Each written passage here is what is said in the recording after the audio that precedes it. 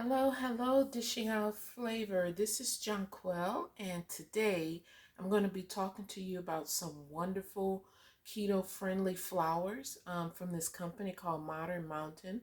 Now, they're not paying me to do this, and it's not a way to uh, get their attention, but it's basically a way to get people who are in low carb and keto, because oftentimes a lot of people who decide to change their lifestyle can't find a good flour that they want to use for baking or cooking purposes or whatever, because some people don't like almond flour or coconut flour. I, on the hand, don't have a problem with either one, but Mountain have a good variety of flours, and I love the ones that I'm getting ready to show you in a moment. Now, I always rave about their oat fiber because I like it because it's a white flour base. There are other companies that make oat fiber. Some are white like this one, and then you have other companies and their oat fiber is like a tan or brownish color, which I think would be useful for like if you want like that wheat bread effect versus having a white bread. Okay, so they make oat fiber, and then there's times when I use their lupin flour as well. Now I have a recipe on my YouTube channel for some waffles where I'm using the lupin flour. So for the ones who don't like the oat fiber and you don't like the almond and all those other flours, you can have this one here. This is a very good product as well. And this one here is their latest one, which is the bamboo fiber. And what I like about these products is that all of them pretty much have the dietary amount is the same amount for the total carb, so it makes it a zero carb product to use for your baking purposes. And I'll be using a combination of the oat fiber and bamboo fiber today for a new flour blend that I'm going to be creating. So let me get the rest of my ingredients and put that together, and I'll be back. Okay, everyone, I am back and I have all my ingredients together. Don't worry about me mentioning the amounts because that will all be put in the description or comment section below. Please look for me on YouTube, Reddit, Facebook, as well as TikTok.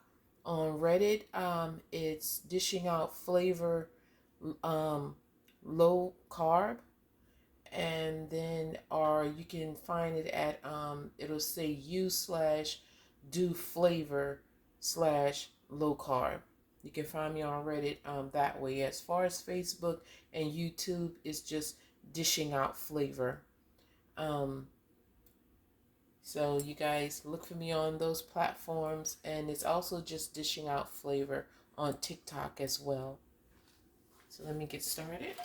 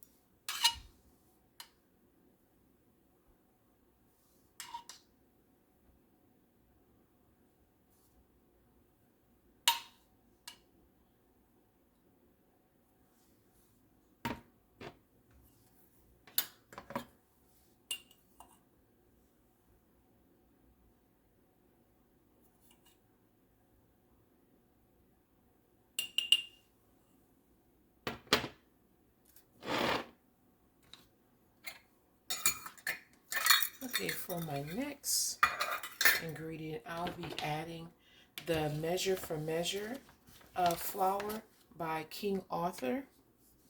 So, I hope you guys can see this here. And someone asked me about this because they were from another country, so they didn't understand what Measure for Measure was. And so this is a gluten-free flour base from King Arthur, and it contains the things like rice flour, tapioca, cellulose, xanthan, and other things like that. And so I add this to the mix because when I would look on the back of other low-carb and keto baked goods, it would actually contain rice flour, tapioca, flour, and those things like that. And so I was like, well, I can start making my own flour blends with those ingredients in there. So that's how this came about. But these products here, as far as the King Arthur Measure for Measure, it adds elasticity like regular flour would have. So it takes the place of what gluten would be, as well as the egg white protein that I'll be adding in here as well. That's what gives things a good rise, leavening, even though I have baking powder as well as baking soda. And some of the other flour blends, I don't have baking soda. So this is something new. And what I'll be doing is I'll be creating a couple of things over the weekend to see how this blend works out. So my hopes for today is to make some cookies that are crisp, because the other cookies that I've been making, although they're delicious, they're all soft. So they're soft batch cookie types.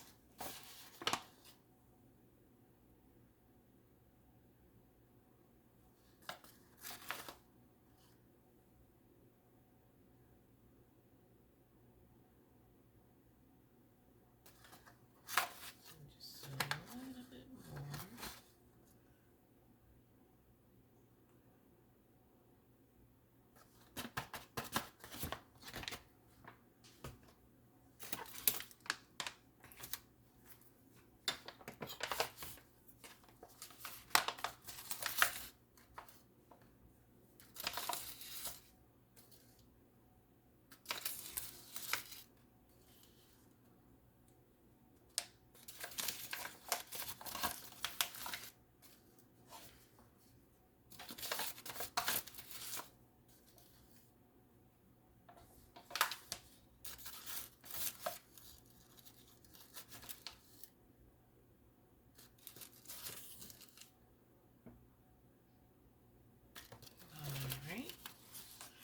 Lastly, I'll be adding in some Lakanto sweetener, and it's the Monkfruit with allulose. Normally, I just put in all allulose, but as you all know, allulose really isn't all that sweet. And since this flour is for baking purposes only, I don't mind it already having some sweetness to it. Because we all know original flour, it doesn't have any type of sweetness at all. But allulose provides that browning factor to your baked goods. And then the monk fruit, of course, would be for the sweetening. But since a whole lot is not going in here, then it's not like it's going to be extremely sweet. When you make your cupcakes, pancakes, layered cakes, and other things of that sort, you'll still have to add additional sweetener.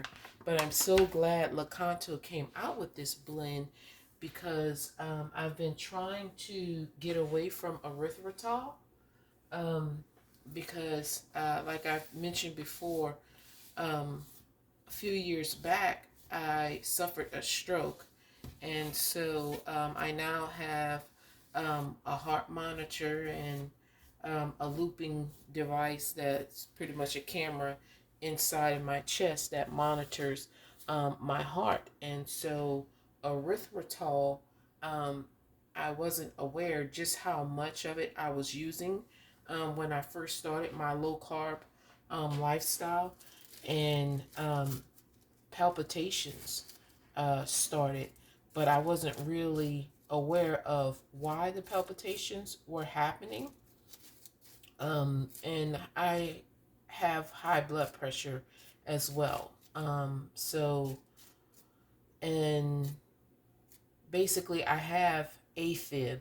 So the erythritol was kind of like advancing things, and that ended up where I had a stroke. So I would tell people, if you're having some type of palpitations all of a sudden and you didn't have them before, it could be various things.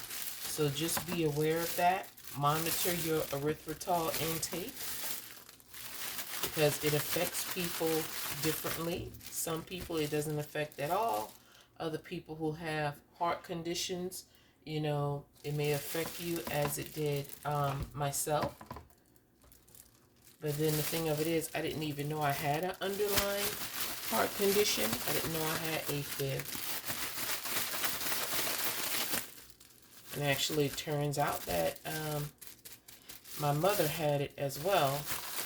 My eldest sister told me about it. I was like, I didn't even know Mama had that. And I was like, she never spoke of it. So, parents, share things with your kids. Let them know what's going on with you physically, health-wise. And, that helps them to monitor their lifestyles, and so that when things do occur, they'll be like, okay, this is familiar to me. I'm not saying that it runs in the family, but there's a little bit of history of it being there. So just to make people aware. I mean, I knew about the diabetes and the high blood pressure and all that stuff ran into the family, but I didn't know the heart condition did. And it's not saying that it's like I said, historically passed down in my family, because as far as I know, was just my mom and myself. So no one else in the family has said anything, but I have made all of them aware, passing along vital information. Okay, so all of this is in the bag. You saw me shake it up. This is done. So let me get a label and put the amount on here. Actually, let me weigh all of this again so I can see if it comes up to my calculations.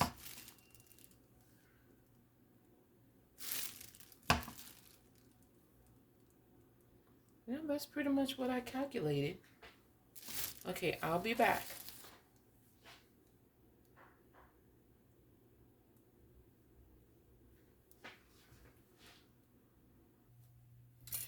Okay, so I have my label on. So this is now my low-carb flour blend number 4. The whole batch weighed 620 grams. I'm making it for 20 servings, and 20 divided by that led to 31 grams per serving. So that's what I'm going to label it as. And so when I distribute out my amount of flour from my baking goods, I can always remember by looking at the bag, well, this is how I portioned it out, and so this is how I'm getting my serving calculations. Okay, guys, well, that's all I have for you today.